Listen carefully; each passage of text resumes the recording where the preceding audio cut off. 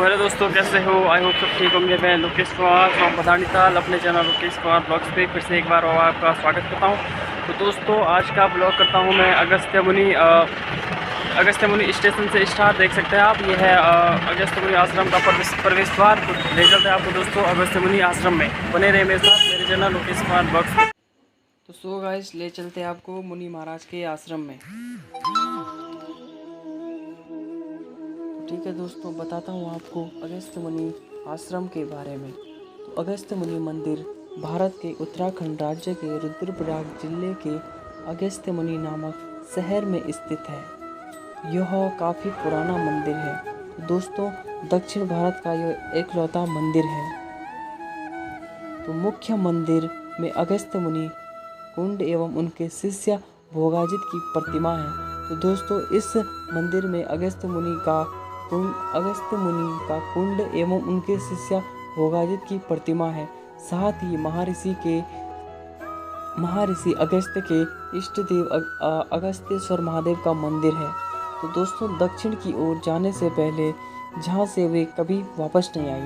तो दोस्तों, जब महर्षि अगस्त्य मुनि ने दक्षिण की ओर प्रवेश किया तो वो वहाँ से कभी वापस नहीं आए। महर्षि अगस्त्य उत्तर भारत में देवभूमि उत्तराखंड की यात्रा पर आए थे। तो दोस्तों, यहाँ पर रुद्रप्रयाग के अगस्त्य मुनि शहर नागकोट नामक स्थान के पास महर्षि अगस्त्य ने सूर्य भगवान तथा श्री विद्या की तपस्या की थी। तो दोस्तों, हमारे लिए बड़े गर्व की बात है कि हमारा जन्म देवभूमि उत्तराखंड नामक राज्य में हुआ। तो चलिए दोस्तों, बताते हैं आपको आगे। तो जब मुनि इस स्थान पर वास कर रहे थे तो तब उस क्षेत्र में आतापी तथा वातापी नामक दो दैत्य भाइयों ने अत्यंत आतंक फैला रखा था। तो वे रूप बदलकर ऋषियों को भोजन के बहाने बुलाते थे। एक भाई सूक्ष्म रूप धारण करके भोजन में छिपकर बैठ जाता था एवं दूसरा भोजन परोसता था। भोजन सहित असुर को निगल लेने के बाद दूसरा उसे आवाज देता, तब वो दूसरा पेट फाड़कर बाहर आ जाता तथा दोनों मिलकर ऋषि को मारकर खा जाते थे। तो दोस्तों, इसी प्रकार से ये प्रक्रिया चलने लगी। तो दोस्तों, आतापी और वातापी दैत्य का प्रकोप अत्यंत बढ़ने के कारण लोग मुनि महाराज के पास आ पहुँचे और मुनि महाराज को सारी बात बताई। और मुनि महाराज ने यह बात सुनकर मुनि महाराज भी बड़े चिंतित हो गए और मुनि महाराज ने फैसला किया अब कुछ न कुछ करना होगा, क्योंकि इन राक्षसों का प्रकोप अत्यंत बढ़ गया था। तो तब मुनि महाराज चल पड़े इस समस्या का समाधान निकालने। तो दोस्तों, समस्या का समाधान तो निकालना ही था। तो इस कारण मुनि जी भी चले गए इन राक्षसों के यहाँ भोजन करने। तो जैसे ही मुनि महाराज ने पहला निवाला मुंह में रखा तो उस निवाले में राक्षस भी भोजन सहित पेट में चला गया। इस राक्षस के पेट में जाने के बाद मुनि जी ने भी मंत्र पढ़ना शुरू कर दिया और मंत्र पढ़कर उसे जठर अग्नि से पेट में ही जला दिया। अगस्त्य मुनि पूर्व जन्म में जठर अग्नि रूप में थे। तो जब दूसरे राक्षस के पुकारने पर भी वह वापस नहीं आया तो वह राक्षस अपने असली रूप में आकर मुनि जी से युद्ध करने लगा। तो दोस्तों, यह युद्ध बहुत दिनों चला। राक्षस अत्यंत बलवान था तथा मुनि जी थक गए। तो तब उन्होंने देवी का स्मरण किया। देवी कुर्मसना स्थानीय बोली में कुमाशौण रूप में प्रकट हुई। जिस स्थान पर देवी प्रकट हुई वहाँ वर्तमान में कुर्मासना मंदिर है। देवी ने दैत्य का सिल्ला नामक स्थान पर वध कर दिया। वहाँ पर वर्तमान में स्थानेश्वर महादेव का मंदिर है जिसमें राक्षसी कुंड बना है। तो दोस्तों, ले चलते आपको अब पुराना देवल की ओर। यह पुराना देवल महर्षि अगस्त्य मुनि का मूल तपोस्थल था, जहाँ पर पुराने समय में मंदिर था। यह वर्तमान मंदिर से लगभग आधा किलोमीटर दूर है।